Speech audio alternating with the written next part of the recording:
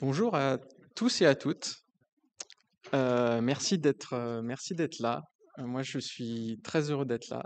Ce soir, je vais vous parler d'univers, de cosmologie. La présentation à la base s'appelait Simuler l'univers. Je me rends compte que je parlerai assez peu finalement de simulation, mais beaucoup de cosmologie d'un point de vue peut-être un peu théorique. Euh, je me rends compte que dans la préparation de cette présentation, par des formations professionnelles, j'ai fini par mettre beaucoup de maths, donc je vais essayer d'y aller mollo. Mais voilà, ça consiste plus ou moins à faire des sudoku. Euh, et du coup, donc moi, je m'appelle Vincent Verdi. Je fais de la recherche interdisciplinaire ici, au laboratoire d'Annecy de physique des particules, entre deux domaines. Entre d'un côté l'informatique, avec des sujets d'intérêt comme l'informatique théorique et les langages de programmation, et de l'autre la physique fondamentale et notamment la cosmologie. Et donc ce soir, je vais vous parler de cosmologie numérique, qui est ce particulièrement sur quoi je travaille au laboratoire. Et donc on va parler de relativité générale, de galaxies, de trous noirs, d'espace-temps, de matière noire, de simulation numérique, et un peu de philosophie des sciences aussi. Alors, je vais d'abord donner quelques définitions simplifiées avant de commencer, pour expliquer ce qu'est la cosmologie numérique et préciser un peu le contexte. La cosmologie, c'est la science qui étudie l'univers dans son ensemble en tant qu'objet physique de son origine et de son évolution. Alors, il y a deux types de cosmologie un peu. Il y a la cosmologie primordiale, qui est dans l'univers très très jeune, qui se situe avant 370 000 ans après le Big Bang. Et puis il y a la cosmologie physique, la cosmologie tardive, qui étudie les grandes structures de l'univers et les galaxies. Et moi, ce soir, je vais plutôt parler de cosmologie physique tardive, donc à partir du moment où on forme des structures. Et de l'autre côté, le numérique, ça s'inscrit dans plusieurs façons d'étudier la cosmologie. D'abord, il y a la cosmologie théorique, qui se fait encore de nos jours en mode papier-crayon et sur un tableau. Il y a la cosmologie observationnelle, peut-être celle que vous voyez le plus passer dans les journaux, avec les observatoires, les télescopes, l'analyse de données. Et puis la cosmologie instrumentale, qui conçoit des instruments justement pour les télescopes. Et enfin, il y a une dernière composante, la cosmologie numérique, qui s'intéresse à faire le pont entre la cosmologie théorique et la cosmologie observationnelle grâce à de la simulation numérique. Donc on va chercher à travailler sur les équations pour essayer de leur faire cracher des nombres et pour essayer de former des galaxies à partir de ça. Et je vais commencer par une petite histoire de cosmos. Alors, il était une fois, dans une galaxie très très lointaine, qui n'avait rien à voir avec la Voie lactée, sur un petit bout de caillou flottant sans but dans le vide interstellaire, et qui n'avait rien à voir avec la Terre, une équipe d'astrophysiciens et d'astrophysiciennes qui se questionnaient sur le sens de la vie, de l'univers et tout le reste. La première chose qu'elles firent fut de lever les yeux au ciel pour observer l'univers qui s'étendait autour de leur bout de caillou. Et donc ils y virent des planètes, des étoiles et des galaxies. Et au-delà, quand ils sont mis à regarder au-delà des premières galaxies qu'ils voyaient, ils ont vu que les galaxies se distribuaient selon une toile cosmique, où chaque petit point dans ce diagramme représente une galaxie elle-même composée de milliards d'étoiles. Et plus ils regardaient loin, plus ils voyageaient tôt dans l'histoire de l'univers. Alors au final, ils avaient une vision du cosmos qui peut se représenter de cette manière-là. Donc là, on va partir de la Terre et puis on va faire un voyage jusqu'aux très très grandes échelles. Donc on part, on va passer, on va voir les satellites tout d'abord. Donc là, on est au-dessus de l'Himalaya. Et on va peu à peu s'éloigner pour voir apparaître les galaxies et puis à plus grande échelle les grandes structures. Donc là, on a la planète Terre, qui fait un rayon de un diamètre de 12 000 km à peu près.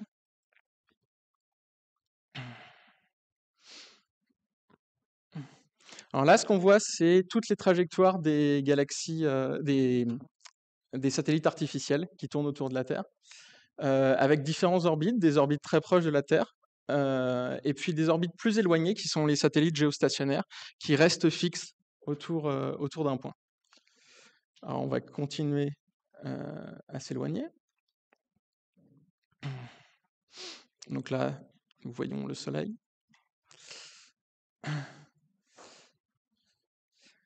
Et en bas va s'afficher le temps que met la lumière à parcourir cette distance. Donc là, c'est 1 seconde. Là, on a l'orbite de la Lune. Là, on a l'orbite de différentes planètes du système solaire. Et puis on va continuer de s'éloigner. Avec Mars, Vénus, Mercure. On va voir apparaître Jupiter, Saturne. Et puis on va continuer à s'éloigner. Donc là, on est à 1 jour-lumière. On va voir les constellations. Alors les constellations, c'est juste des illusions d'optique en fait. Vous allez voir quand on va s'éloigner, vous allez voir qu'elles sont pas du tout à la même distance, que les étoiles sont pas du tout à la même distance au niveau de la 3e dimension. Donc elles vont se déformer. Parce que des étoiles sont plus proches de nous, d'autres sont plus éloignées. Là, 70 années-lumière. Et là, on va s'éloigner de notre galaxie, la Voie lactée. Et puis on va continuer à s'éloigner. Et là, chaque petit point représente une galaxie avec elle-même des milliards d'étoiles à l'intérieur.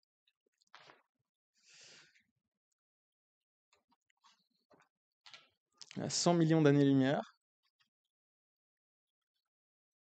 Alors la raison pour laquelle ça fait cette forme très particulière, c'est qu'en fait, ici et ici, ce sont des zones du ciel qui sont masquées par notre propre Voie lactée. Comme s'il y avait un voile devant ce qu'on peut observer de l'univers, et du coup on ne peut pas observer dans ces parties-là. Et à très très grande échelle, on va observer ce qu'on appelle le fond diffus cosmologique, qui est la première lumière de l'univers, 13,7 milliards il y a 13,7 milliards d'années. Et ceci aujourd'hui correspond à l'image, à la conception de, disons, comment on voit le cosmos et comment on a pu l'observer. Et on va essayer de donner sens à ça. Alors une question que se posaient nos astrophysiciens et astrophysiciennes, c'est, donc on voit cette toile cosmique, on voit qu'il y a des trous par endroits. Et donc ils et elles voulaient comprendre comment l'univers et les grandes structures cosmiques se forment. Alors pour essayer d'étudier ça, ce qu'ils firent, c'est qu'ils prirent une énorme boîte avec des conditions limites périodiques. Alors ce que ça veut dire, c'est que quand on ressort par un côté de la boîte, on re-rentre par l'autre, comme dans Pac-Man. Et on va remplir cette boîte avec des particules dont chacune représente des milliards de masses solaires. On va mettre une grille dessus, on va mettre ça dans un ordinateur et ensuite on va exécuter un algorithme dessus.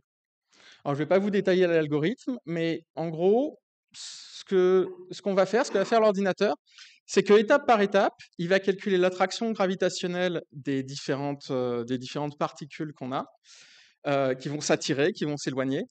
Et avec ça, on va calculer la position et la vitesse tout au long de la simulation. Tout ça pour simuler la dynamique gravitationnelle de toutes ces particules. Et à la fin, si on fait ça, on forme des grandes structures cosmiques, en fait. On forme des galaxies. Alors dans la pratique, ce dont on a besoin pour faire ça, c'est d'abord d'un superordinateur. Donc c'est comme un immense serveur avec des milliers de processeurs dedans. On a besoin aussi que la boîte suive les lois de la relativité générale et qu'elle soit en expansion pour justement simuler la formation des grandes structures de l'univers étant lui-même en expansion. Et puis, au début, on va prendre des conditions initiales de la simulation qui sont compatibles, statistiquement parlant, avec le fond diffus cosmologique. Donc, ça veut dire qu'on ne va pas chercher à former exactement notre univers, on va former quelque chose qui est représentatif de notre univers. Et alors, quand on fait ça, on obtient quelque chose comme ça. Donc là, c'est un extrait, puisque vous voyez, c'est un parallélépipède, c'est pas un cube, mais c'est un extrait du cube. Et la densité que vous voyez, donc le bleu ou le violet, correspond à la densité de matière. Et là où où ça devient violet, c'est qu'il y a de plus en plus de matière. Et donc, peu à peu, au cours des milliards d'années d'évolution de l'univers, on va voir se former des grandes structures. Chaque point représentant une ou plusieurs galaxies. Donc là, on s'intéresse vraiment aux très très grandes échelles. Donc là, on en est à 6 milliards d'années, ce qui fait à peu près la moitié de la durée de vie, enfin de l'âge de l'univers. Et puis, plus on se rapproche, plus les galaxies vont se percuter, vont former des structures de plus en plus grandes. Et donc aujourd'hui, on on arrive à simuler comme ça l'évolution de l'univers sur des milliards d'années. Et après tout ce travail, donc, il devint possible pour eux de simuler la formation des grandes structures cosmiques, où on voit qu'on retrouve le même genre de filaments qu'on voyait quand on s'éloignait de la Terre. Et tout semblait coller selon la méthode scientifique, c'est-à-dire que nos astrophysiciens et astrophysiciennes étaient partis d'une théorie, la relativité générale. Ils avaient fait une prédiction qui était l'expansion de l'univers. En fonction de ça, ils avaient conçu une expérience dont le principe était de comparer les simulations numériques et les relevés observationnels. On voit qu'à la fin, ça colle, et donc tout le monde est content, validation de la théorie. Si bien qu'ils et elles comprirent l'univers et vécurent heureux et heureuses jusqu'à la fin des temps. Sauf que ceci est une belle histoire. Tout colle presque. Et le but de la recherche scientifique, c'est de travailler sur le presque. Parce qu'on a des exemples historiques, par exemple avec la relativité générale et la mécanique quantique, avant qu'on ait ces théories, tout collait presque en physique. Et dans la suite de ma présentation, je vais essayer de vous faire voyager dans ce presque et de vous présenter les défis actuels que rencontre la cosmologie et les points d'interrogation qu'on a dans ce domaine. Alors pour comprendre quels sont les problèmes, on va voyager au fond des choses. Donc pour ça, on va suivre Albert Einstein et la relativité générale.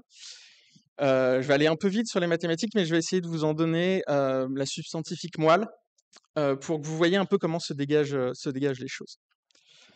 Alors Einstein, en 1915, il a formulé une théorie, qui est la théorie de la relativité générale, qui décrit l'espace-temps. Ça s'écrit de façon bizarre comme ça, G mu nu égale 8 pi g sur C4 de T mu nu. Mais, alors ça paraît complètement cryptique, mais en fait derrière ça, il y a des concepts relativement simples. Déjà, ce facteur-là, c'est une constante, puisque pi est une constante, g c'est la constante gravitationnelle, c c'est la vitesse de la lumière, donc ça c'est juste une constante qu'on peut calculer. Et ces objets bizarres-là, d'un côté, on va avoir le tenseur d'Einstein, qui correspond à la géométrie de l'espace-temps, et de l'autre côté, le tenseur énergie-impulsion, qui correspond au contenu en matière et énergie de l'espace-temps. Et tout ce que dit la relativité générale, et il n'y a rien d'autre à comprendre, c'est qu'en fait, il y a une égalité entre la géométrie de l'espace-temps et le contenu en matière et énergie de l'espace-temps. C'est-à-dire que tout objet, à l'échelle de l'univers, va déformer l'espace-temps. Plus ça pèse lourd, plus l'espace-temps va être déformé. Alors, comme je l'ai dit, donc d'un côté, on a la géométrie de l'espace-temps, de l'autre, on va avoir le contenu en matière et énergie. Alors, matière, c'est par exemple la Terre, le Soleil, les galaxies, les étoiles. Et ce que nous dit la relativité générale, c'est que en fait, le contenu en matière et énergie va changer la géométrie de l'espace-temps. Alors, il faut voir que cette représentation-là, qui est la plus commune, en fait, c'est ici, on déforme une surface, un plan. En réalité, nous avons 3 dimensions, longueur, largeur, hauteur. Et en 3 dimensions, c'est plus rare de voir des représentations, mais en fait, ça donne quelque chose comme ça. C'est-à-dire qu'il faut se représenter une grille tridimensionnelle qui va être déformée par les objets à l'intérieur. Et en plus, ça bouge dans le temps.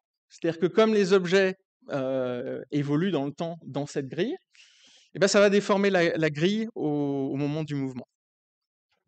Donc c'est quelque chose qui est assez compliqué, on va dire, à se représenter. Mais grâce aux équations, on peut faire des calculs là-dessus. Alors, dans notre équation de la relativité, on a donc des tenseurs, et ces objets, en fait, c'est des tableaux de nombres. C'est des tableaux de nombres, comme vous pouvez avoir dans un sudoku, par exemple. Et ça représente une déformation. Et donc, c'est grâce à ça qu'on va pouvoir calculer la déformation de l'espace-temps. Et on a un nombre, donc là, on va avoir 4 nombres par 4 nombres qui correspondent à 3 dimensions d'espace, donc x, y, z, et une dimension de temps. Ce qui fait, en tout, des tableaux de nombres 4 par 4, et donc 16 équations. C'est-à-dire qu'on va avoir le premier élément ici qui va être égal au premier élément ici, avec le facteur 8 pi g sur C4. Et en plus, cette équation-là, donc vous voyez, il y a pas mal de choses à calculer, mais en plus, c'est ce qu'on appelle un champ tensoriel. Alors, je vais présenter un peu ce que c'est. Vous connaissez des champs scalaires. Alors, un champ scalaire, c'est un mot qui fait peur, mais c'est juste pour décrire que c'est quelque chose qui remplit l'espace, où en chaque point de l'espace, on a une valeur. Par exemple, la carte de température sur la France, c'est un champ scalaire, puisqu'en chaque point en chaque point de la France, il y a une température de météo. Ensuite, on a des champs vectoriels. Alors ça, typiquement, ça va être la carte des vents en France, où en chaque point, on va avoir une flèche.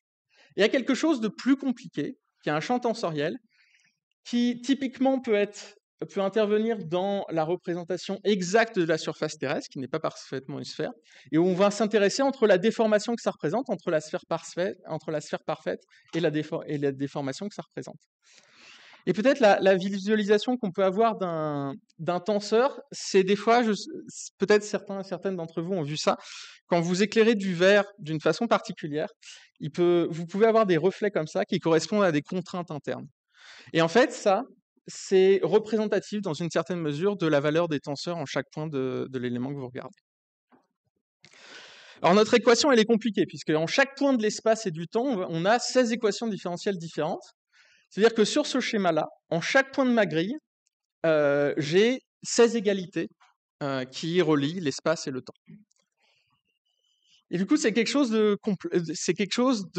qui va être difficile à résoudre, mais la relativité générale, comme je l'ai dit, c'est une théorie qui est conceptuellement simple. Une fois que vous avez compris que c'est juste une égalité entre la géométrie de l'espace-temps et le contenu, en fait, vous avez tout compris. Donc, c'est conceptuellement simple, mais les équations sont très difficiles à résoudre. Alors, la première chose, en fait, pour essayer de simplifier le problème, c'est que la relativité générale nous dit que, en fait, ces objets-là, ils sont symétriques. Ça veut dire qu'en gros, tout ce qui est en bas, c'est égal à ce qui est en haut. Et donc, on se retrouve avec 10 équations au lieu de 16. Et ce qu'on va chercher à faire dans la suite, c'est de supprimer des nombres comme ça dans notre tableau pour que ça devienne de plus en plus simple. C'est toujours très difficile à résoudre puisqu'on a toujours ça en chaque point de la grille. Alors, ce qu'on va faire ensuite, c'est qu'on va s'intéresser à des objets simples. Par exemple, des cubes, des sphères, des étoiles, des trucs sphériques. Ce qui va faire qu'on ne va pas avoir besoin de résoudre ça en chaque point de l'espace. Ce qui fait qu'au lieu d'avoir une équation sur chaque point de la grille, on a quelque chose de général. Et donc, au lieu d'avoir, comme je l'ai dit, un truc en chaque point de la grille, on va avoir une seule équation à résoudre. Ça, c'est le premier truc. Ensuite, on va choisir des objets qui se comportent bien, c'est-à-dire qui ne vont pas contenir d'anisotropie. Alors, un exemple d'anisotropie, c'est quand vous prenez certains matériaux qui se déforment un peu bizarrement, où vous allez compresser dans ce sens-là, et le matériau va exercer une contrainte dans l'autre sens, au lieu de se compresser de façon uniforme de tous les côtés. Et donc là, ça va nous retirer les termes de l'autre côté. Ce qui fait qu'on passe à 4 équations. Et puis ensuite, on va choisir des symétries. Par exemple, quelque chose qui est partout pareil, dans toutes les directions, c'est quelque chose que vous parliez de longueur, largeur, hauteur, peu importe. Ce qui fait qu'au lieu de 3 dimensions spatiales, on va se ramener à une dimension spatiale. Et c'est comme ça qu'on se retrouve avec 2 équations.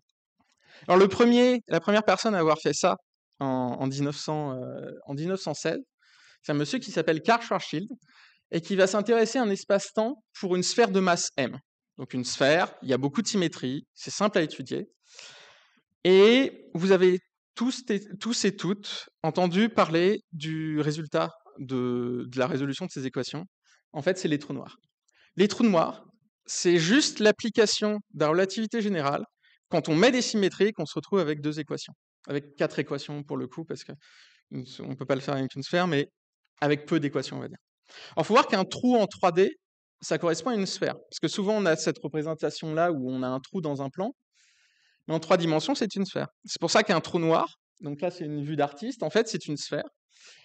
Et quand ça va être entouré d'un halo de matière, là, typiquement du gaz, très très chaud, et ben ce gaz va être réchauffé par le fait que beaucoup de choses vont se passer autour du trou noir. Et ces objets-là, on arrive à les observer maintenant, puisqu'on commence à arriver à avoir des images directes des trous noirs. Donc ces objets existent vraiment. Mais il faut voir qu'à la base, c'est juste ce qu'a fait Schwarzschild. Il a juste pris l'équation d'Einstein. Il s'est intéressé à une sphère de masse m et il s'est dit qu'est-ce qui se passe quand je le mets dans les équations. Et ça marche pour tous les objets approximativement sphériques. C'est-à-dire que ça marche pour la Terre, ça marche pour le Soleil, ça marche pour ce qu'on va appeler le lentillage gravitationnel. C'est-à-dire que si vous avez une galaxie lointaine qui est à peu près sphérique, ça marche. Et ça permet de décrire la trajectoire des rayons lumineux dans ce cas-là. Et donc on a un outil théorique qui est super puissant, puisque juste en faisant ça, on arrive à déjà connaître connaître l'existence des trous noirs, et puis calculer tout un tas de choses pour des objets relativement simples. Et ce qui s'est passé après, c'est que les gens se sont demandé qu'est-ce qui se passe si on essaye de faire la même chose pour l'univers tout entier. Donc ils sont repartis de la relativité générale et ils ont supposé deux choses. La première chose, parce que sinon c'est trop compliqué à résoudre, ils se sont dit qu'est-ce qui se passe si on prend un espace avec la même densité partout. Donc on oublie qu'il y a des galaxies, on oublie qu'il y a des planètes, on dit juste que voilà, on va avoir la même densité partout, comme si au lieu de regarder en France quelle est la température locale à chaque endroit, on disait la température moyenne en France est de 25 degrés par exemple. Et la deuxième chose, ils vont supposer que c'est isotrope, c'est-à-dire que c'est semblable dans toutes les directions. Et en plus, ils vont faire un modèle où le contenu de l'univers va être modélisé selon un mélange de fluides parfaits, c'est-à-dire des fluides qui se comportent bien. Il ne va pas y avoir de viscosité, il ne va pas y avoir de phénomènes bizarres. Et donc ça, c'est 4 personnes qui l'ont fait entre les années 20 et 30. Et en fait, quand on fait ça à cette équation très compliquée, l'équation d'Einstein, on tombe sur 2 équations pour décrire tout l'univers. À l'époque, il faut voir que quand les gens ont fait ça, on ne savait pas s'il y avait d'autres galaxies dans l'univers. Donc c'est un tour de force incroyable de juste en partant d'une théorie, arriver à décrire tout l'univers. Et c'est un exercice purement théorique. Alors, faire ça, quand ils ont fait ça, ils ont vu que dans les équations, il se produisait plusieurs choses. D'abord, la première nouvelle, c'est que l'univers est dynamique. C'est-à-dire qu'il est soit en expansion, soit en contraction. Il n'y a pas besoin d'explosion, il n'y a pas besoin de toutes ces images-là. Vous mettez un espace, si vous avez un univers d'un certain volume, il va être soit en expansion, soit en contraction. L'univers a commencé aussi dans un état de densité infinie dans son histoire passée. Alors souvent, le Big Bang, on dit que l'univers était en un point au départ. Cette image mentale, elle est fausse. On peut tout à fait avoir un univers déjà infini au départ, mais très très très très très très dense. Sachant que si l'univers aussi est de taille finie, au départ, l'univers était du coup en un point. Mais il n'y a pas forcément correspondance entre les deux concepts. Et ensuite, l'évolution de l'univers dépend de son contenu. C'est-à-dire que si on connaît le contenu de l'univers, on peut voir comment il évolue. Et il y a une analogie qui est très simple, c'est celle d'un cake que vous mettez au four, avec des grains de raisin dedans qui peuvent représenter vos galaxies. Et en fait, vous voyez bien que si vous changez la recette d'un 4 quarts, par exemple, si vous mettiez plus ou moins de différents ingrédients, mais en fait, votre 4 quarts, il ne va pas grandir exactement à la même vitesse dans le four. Aussi, ce qu'on voit là-dedans, c'est que plus les objets sont loin, par exemple, si je prends ce point-là de référence, plus ils vont s'éloigner rapidement. Bah oui, parce que le cake tout entier grandit en même temps, donc plus je m'éloigne de mon point, plus ça grandit rapidement. Et ce que nous permettent de faire les équations de Friedman-Lemaitre, là, que j'ai présenté, les 2 équations précédentes, c'est que si on connaît le contenu aujourd'hui, c'est-à-dire si on garde notre cake et qu'on connaît le contenu maintenant, on est capable de projeter ce qui s'est passé dans le passé et de prédire ce qui se produira dans le futur. Et c'est un tour de force incroyable juste de faire ça de manière théorique. Et donc, en résumé, on part de la relativité générale dans toute sa complexité, on suppose que c'est homogène et isotrope, et à la fin, on obtient 2 équations. Et donc, on a une équivalence au départ entre la géométrie de l'espace-temps et le contenu en matière-énergie de l'univers, et à la fin, on a une équivalence entre l'évolution de l'univers et son contenu. Et donc après, ce qu'ont fait les gens, c'est qu'ils se sont dit, si je fais différentes recettes de cuisine, qu'est-ce qui se passe ? Alors, dans l'univers, on a du rayonnement, on a des atomes, on a de la matière classique, on peut avoir différents ingrédients comme ça. Et suivant les ingrédients qu'on met, on peut avoir différentes histoires d'évolution de l'univers. Et tout se joue dans la proportionnalité entre les différents ingrédients. Comme dans un 4 quarts, où vous mettriez des proportionnalités différentes des différents ingrédients. Et donc, en fonction de ces paramètres-là, on peut arriver à calculer l'évolution de l'univers sans aucune observation. Alors, il faut des observations pour savoir quelle est sa composition aujourd'hui, mais même, on peut faire des expériences de pensée. Et donc, se dire, si par exemple, je n'ai que de la matière, qui est celui en violet, alors en rouge, c'est... en rouge, par exemple, j'ai beaucoup de matière. Alors, quand j'ai beaucoup de matière, dans le passé, j'avais un Big Bang, et dans le futur, j'aurai un Big Crunch. C'est-à-dire que l'univers va se recontracter. Et puis, suivant les différents coefficients, comme ça, on peut avoir des univers qui sont de plus en plus en expansion accélérée. Et tout ça, ça dépend uniquement des coefficients entre les différents paramètres du modèle. Et l'âge de l'univers, il est calculé uniquement de cette façon-là. C'est-à-dire qu'on regarde les paramètres actuels, on injecte ça dans les équations de Feynman-Lemaitre, et après on dit, ah, bah du coup, il fait à peu près 13,8 milliards d'années. Alors le modèle actuel, qui est utilisé en cosmologie, c'est ce qu'on appelle un modèle de concordance lambda-CDM, parce que si on veut que ça colle parfaitement aux observations, si on met que de la matière et de rayonnement, ça colle pas trop. Et donc les gens se sont dit, bah, si on rajoute peut-être 1 ou 2 ingrédients, ça peut marcher, c'est-à-dire coller plus ou moins parfaitement avec la théorie. Donc actuellement, dans notre modèle, on a rajouté 2 choses, la matière noire et l'énergie noire. Et quand on fait ça et qu'on calcule l'évolution de l'univers, ça colle aux observations. Alors la matière noire, c'est quelque chose qui a d'abord été, dont on a eu l'hypothèse en regardant les courbes de galaxies, c'est-à-dire que les galaxies tournent plus vite qu'elles ne devraient, s'il n'y avait que de la matière visible. On a aussi des amas de galaxies qui sont étranges, où la masse gravitationnelle, la masse qui pèse ici en bleu, elle n'est pas exactement au même endroit que la masse de gaz. Et donc ça, c'est étrange. Et ça fait partie des quelques hypothèses, des quelques observations qui motivent l'existence d'une matière noire. Alors, une énergie noire, ça date de 98, où des gens se sont amusés à regarder des explosions d'étoiles, ce qu'on appelle les supernovas, pour essayer de calculer les distances dans l'univers. Et ils sont aperçus en faisant ça, en prenant beaucoup de supernovas, qu'en fait l'univers n'était pas en expansion, il était en expansion accélérée. Et ça posait un problème. Puisque si on n'a que de la matière, si je reprends ma courbe avec ma présentation avec toutes les courbes, on n'a rien avec juste la matière qui nous permet d'être en expansion accélérée. Par contre, si on rajoute un seul terme dans les équations, ça colle. Et l'énergie noire, ça vient de là au départ. Alors ça a été confirmé par une autre observation, qui est la première lumière de l'univers. Plus on regarde loin, plus on regarde tôt. Alors quand vous regardez l'espace, au fond, bien sûr, c'est noir. Mais si on regarde dans les micro-ondes, en fait, le entre guillemets fond de l'espace, en fait, il peut être lumineux et on peut arriver à détecter quelque chose qui va correspondre à la température de l'univers au début. Et cette température, il faut voir qu'il y a des différences très très faibles, de l'ordre de 600 micro-Kelvin, donc 600 micro-degrés de différence. Donc c'est très petit. Mais c'est ça qui, tout au long de l'histoire de l'univers, les endroits un peu plus denses, un peu plus chauds, vont attirer de plus en plus de masse et vont au fur et à mesure former les grandes structures. Et si on s'intéresse à la taille typique de ces points, on peut en déduire, on peut voir aussi qu'il manque des ingrédients. Et donc ça, c'est une autre observation qui nous permet de dire qu'il nous manque quelque chose dans notre modèle. Sauf que ça collait jusqu'à récemment. Et le truc, c'est que plus on fait d'observations, plus on a des chances, plus on va avoir des barres d'erreur qui sont petites.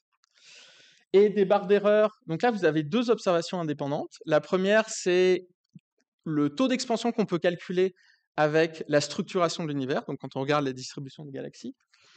Et l'autre, c'est avec le fond diffus cosmologique que j'ai présenté juste avant. Et jusqu'en 2010, les barres d'erreur étaient très grandes sur le taux d'expansion, c'est-à-dire à quelle vitesse l'univers s'étend. Alors, il faut voir que c'est très faible, c'est 70 km par seconde et par mégaparsec. Un mégaparsec, ça représente à peu près 3 millions d'années-lumière. Donc, chaque seconde, une distance de 3 millions d'années-lumière s'étend de 70 km. Donc, c'est très, très, très, très faible. Et donc ça, ce qui avait été mesuré jusqu'en 2010, en fait, dans les années récentes, on voit que les valeurs ne collent plus. C'est-à-dire que les 2 observations différentes donnent des résultats différents qui ne sont pas compatibles entre eux. Et le taux d'expansion, c'est ce qu'on appelle la constante de Hubble. Et depuis qu'on s'est aperçu de ça, en fait, on appelle ça la tension de Hubble, c'est-à-dire que le modèle est en tension. Il y a quelque chose qui ne marche pas. Et ça, typiquement, c'est ce qu'on appelle une anomalie physique. Alors, pour être à la recherche d'anomalies et en comprendre un peu plus sur notre univers, on peut envoyer des observatoires dans l'espace et sur Terre. Donc, un exemple de ça, c'est le James Webb Telescope, qui a fait des mesures très très de l'univers tel qu'il était il y a très très jeune. Et on peut s'intéresser aux plus anciennes galaxies. Typiquement, vu comment est calculé l'âge de l'univers, si on trouve des galaxies qui sont plus vieilles que ce que nous donne notre modèle d'univers, c'est qu'il y a quelque chose qui cloche. Par exemple, si on voit qu'il y a des galaxies qui datent de 15 milliards d'années, dans un univers qui est censé dater de 13,8 milliards d'années, il y a un petit problème avec le modèle. Et puis, l'autre chose à laquelle on peut s'intéresser, c'est la structuration. Et pour ça, il y a deux expériences qui vont démarrer ou qui ont déjà démarré. Il y a un satellite Euclide qui est actuellement par l'Agence spatiale européenne qui est en train de faire des mesures de distribution de galaxies. Et sur Terre, on va avoir l'observatoire LSCC dans lequel le laboratoire ici, nous sommes impliqués au sein de notre équipe. Ça va être la plus grosse caméra du monde et toutes les nuits, ça va balayer le ciel pour essayer, en faisant des longues pauses, des longs temps de pause, de pouvoir comme ça essayer de regarder la distribution des galaxies dans l'univers et détecter des amas de galaxies et caractériser ensuite ces amas pour essayer de voir ce que ça nous dit à propos de notre univers. Alors, il faut voir qu'en fait, quand il y a quelque chose qui cloche, quand il y a une anomalie en physique, il y a plusieurs façons de l'attaquer. La première, c'est une approche ontologique. Alors, typiquement, l'approche ontologique, c'est quand on ajoute des objets en physique. Ensuite, on peut avoir une approche législative qui consiste à modifier les lois de la physique. Et on a aussi ce qu'on peut appeler une approche paradigmatique, où on va complètement changer de point de vue. On va complètement changer les concepts. En exemple d'approche ontologique, c'est typiquement la découverte de Neptune ou des antiparticules. On va supposer qu'il existe un nouvel objet, comparable à des objets déjà connus, qui explique des observations. Neptune, la découverte de Neptune, c'est par Urbain Le Verrier qui avait regardé l'orbite de Neptune et il s'est dit là, l'orbite de Neptune, il y a quelque chose qui perturbe cette orbite. Regardez à cet endroit-là, à ce moment-là, et peut-être qu'il y aura une planète. Et effectivement, ils ont trouvé une planète. L'approche législative consiste typiquement à ajouter des termes dans les équations. Et les exemples d'approches paradigmatiques, typiquement, c'est la mécanique quantique ou la relativité générale, qui va introduire des nouveaux concepts, des nouvelles façons de voir les choses, typiquement l'espace-temps courbé, qui n'était pas du tout là avant Einstein. Alors, au sujet de la matière noire et de l'énergie noire, en fait, il faut voir que c'est des approches ontologiques. C'est-à-dire que quelque chose cloche et on suppose qu'il y a un objet physique, et on va essayer ensuite de se renseigner sur cet objet physique pour comprendre sa nature. Mais aussi, il y a d'autres approches pour essayer d'expliquer les observations. Typiquement, en législatif, on a la théorie monde, qui est une version modifiée de la théorie de Newton, qui n'est pas très bien d'accord avec les dernières observations, mais c'est pour dire que ça existe.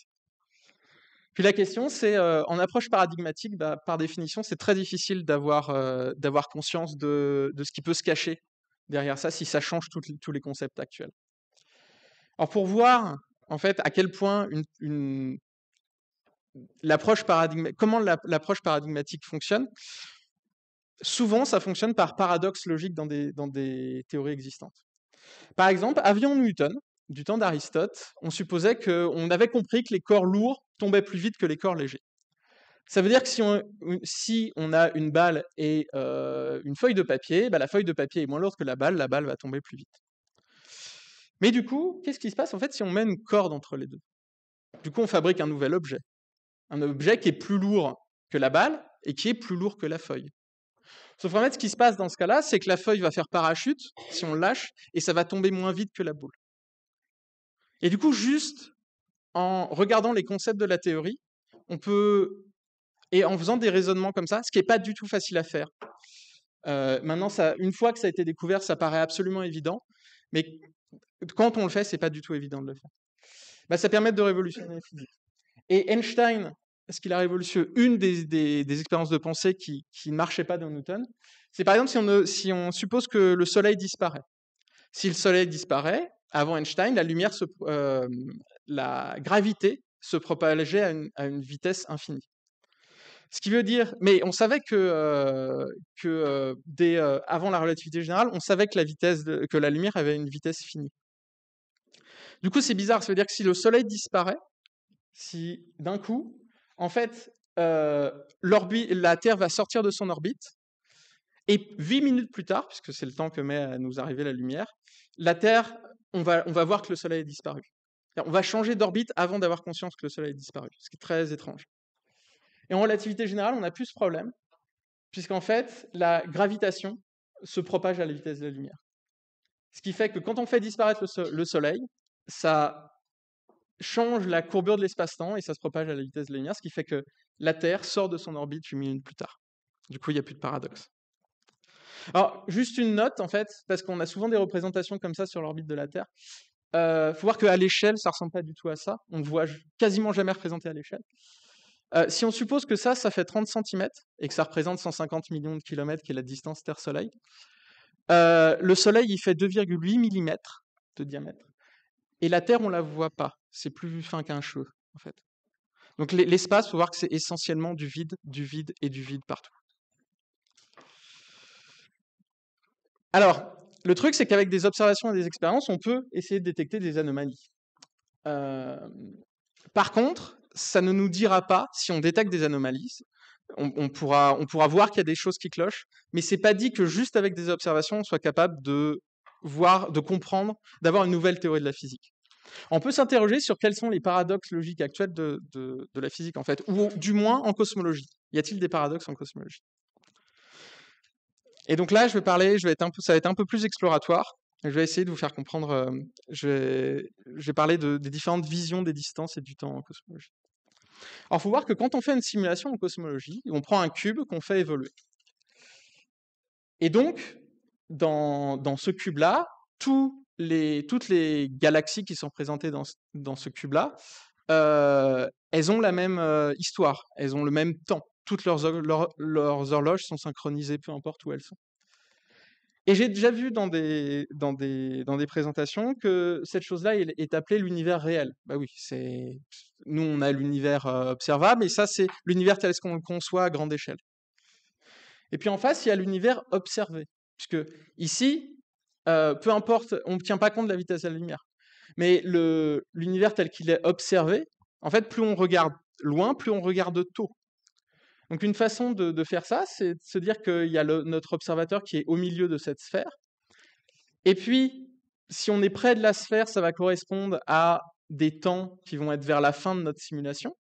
Et puis, plus on va s'éloigner, plus ça va correspondre à des époques tôt dans l'histoire de la simulation. Et donc là, on a deux façons de représenter l'univers, ce qu'on va appeler l'espace comobile et l'espace des redshifts. L'univers qu'on peut appeler réel et l'univers tel qu'il est observé.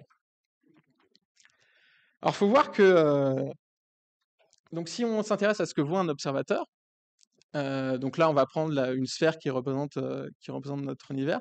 On va regarder ce qu'il y a à l'intérieur. On va voir notre observateur au centre, et on va partir du centre et regarder ce qui se passe quand on s'éloigne. Et en fait, donc ça va représenter ce qui se passe quand on s'éloigne. Donc on va avoir des structures là très bien formées, et puis on va peu à peu s'écarter. Et quand on s'écarte, on va voir ce qui correspond à l'histoire la plus. On va aller dans l'histoire la plus jeune de l'univers. Et plus on va s'éloigner, plus on va avoir quelque chose qui est homogène, avec de moins en moins de structures. Et donc, comme je disais, il faut voir que chaque observateur là-dedans voit quelque chose de différent. C'est-à-dire qu'un observateur qui serait dans la galaxie d'Andromède, il a un univers observé qui est centré sur cette personne. Une personne qui est dans une autre galaxie, son univers observable est centré sur lui ou elle. Et là, comme je le disais, à la fin, très très loin, on voit quelque chose qui est pratiquement homogène, proche du Big Bang. Mais est-ce que ça, c'est bien l'univers réel? Parce qu'en fait, personne ne peut voir ça. C'est-à-dire que peu importe, que vous soyez un observateur ici, dans la galaxie d'Andromède ou dans n'importe quelle autre galaxie, vous verrez quelque chose de différent. Aucun observateur ne peut voir cette chose-là. Le seul univers qu'on peut voir, c'est l'univers observable. Et chaque observateur voit un univers différent. Donc cette chose-là, en fait, c'est une vue de l'esprit. Alors ce serait raisonnable si ce n'était qu'une vue de l'esprit. On pourrait se dire, oui, avec les équations de Friedmann-Lemaitre, ça a un sens. Mais si on revient aux hypothèses de base, on a supposé, pour avoir les équations de Friedmann-Lemaitre, là, on a supposé que l'univers était homogène et isotrope. Et l'espace comobile, donc le fait d'avoir une horloge, une espèce d'horloge universelle pour l'univers, en fait, ça vient de ces équations-là. L'espace comobile, il existe sous condition d'homogénéité et d'isotropie. Mais en vrai, l'univers, il n'est pas homogène et isotrope. C'est-à-dire qu'il y a des galaxies, il y a des planètes, il y a des trous noirs, il y a des étoiles. Et donc, en toute rigueur, si on voulait reprendre notre calcul, en chaque point de notre univers, il y a une équation d'Einstein différente. Et comme le contenu de l'espace-temps détermine la géométrie de l'espace-temps, en fait, chaque observateur a ses propres notions d'espace et de temps. Et donc, en toute rigueur, quand on dit ça représente un bout d'univers il y a 7,21 milliards d'années, c'est sous hypothèse d'homogénéité et d'isotropie et de l'existence d'un temps universel. Alors, c'est une bonne approximation, mais si on s'intéresse vraiment à la profondeur des choses, ça ne marche pas, ça. Parce que quand on prend la relativité générale sans faire d'hypothèse, de simplification, chaque observateur a ses propres notions de temps et de distance suivant sa position dans l'univers. C'est-à-dire qu'un observateur qui est près d'un amas de galaxies, son temps va s'écouler plus lentement, même si ce n'est pas le terme très adapté, mais disons que son temps va s'écouler différemment que le temps de quelqu'un qui serait dans un vide cosmique, par exemple. Et donc, il n'y a pas d'horloge. En vrai, il n'y a pas d'horloge. Ce que nous dit la relativité générale, c'est qu'il n'y a pas d'horloge universelle, il n'y a pas de distance universelle. Et quand on dit sur Terre, c'est facile de poser la question où et quand. Quand on pose la question où et quand en relativité générale, en fait, chaque observateur va avoir une opinion différente.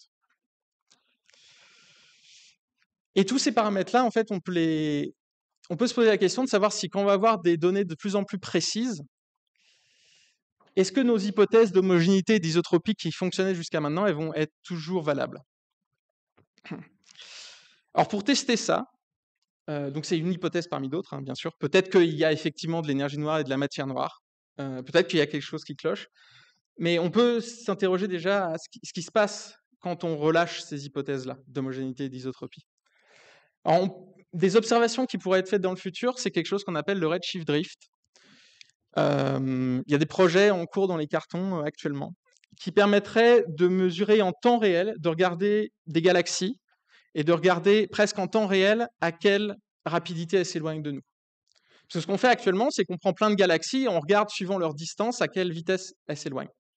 L'idée du redshift drift, ça serait de prendre plein de galaxies, on regarde la vitesse maintenant et on regarde dans 10 ans, dans 50 ans, dans 100 ans à quelle vitesse elles s'éloignent.